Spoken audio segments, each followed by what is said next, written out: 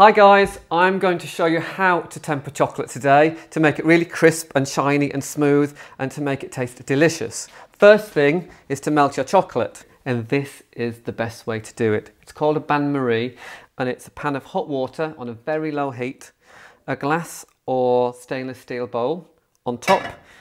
Make sure the water doesn't touch the bowl and make sure the water doesn't boil. Bring it to the simmer, turn it off and leave the chocolate in, stirring occasionally until it's completely melted and smooth. It's called full crystal melt, and it's where the chocolate, all the crystals, all the fats, all the sugars are completely melted and warm. You will need a palette knife, a scraper, and if you don't have one of these fancy chocolate scrapers, go to the DIY store and buy a wallpaper scraper. It does exactly the same thing. And you'll need one of these. This is a granite slab. Inexpensive, from lots and lots of online stores and high street. Now in here, I've got about 500 grams of chocolate. So 5 100 gram bars. I'm going to pour out just over 2/3 onto my slab. It won't go on the floor, I promise. Clean the edge. We need to spread the chocolate out to increase the surface area and mix it at the same time, because tempering means introducing hardening crystals into the chocolate. So we've warmed our chocolate up to 55 degrees centigrade, and you can check that with a digital thermometer.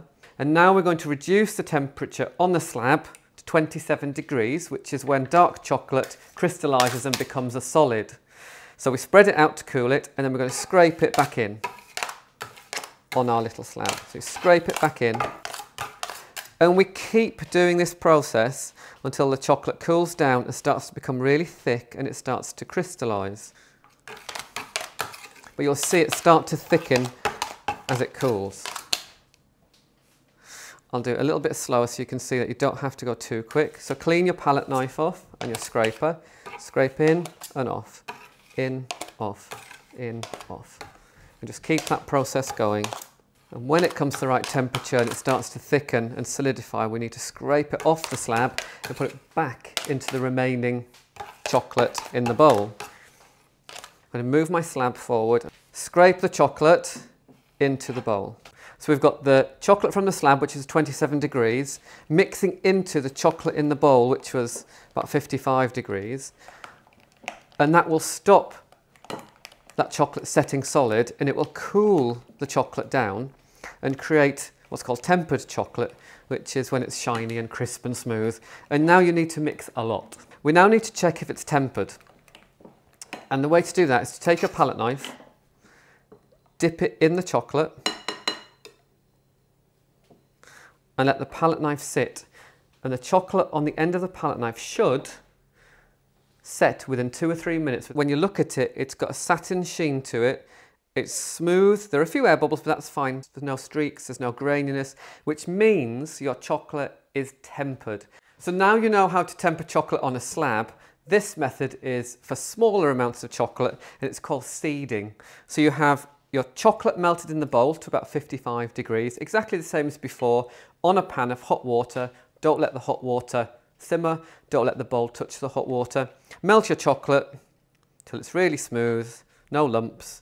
And instead of tipping chocolate out of the bowl onto the slab, we're going to put some solid chocolate, so some pieces of chocolate. These are little oval shapes, but if you've got a bar of chocolate, break it up.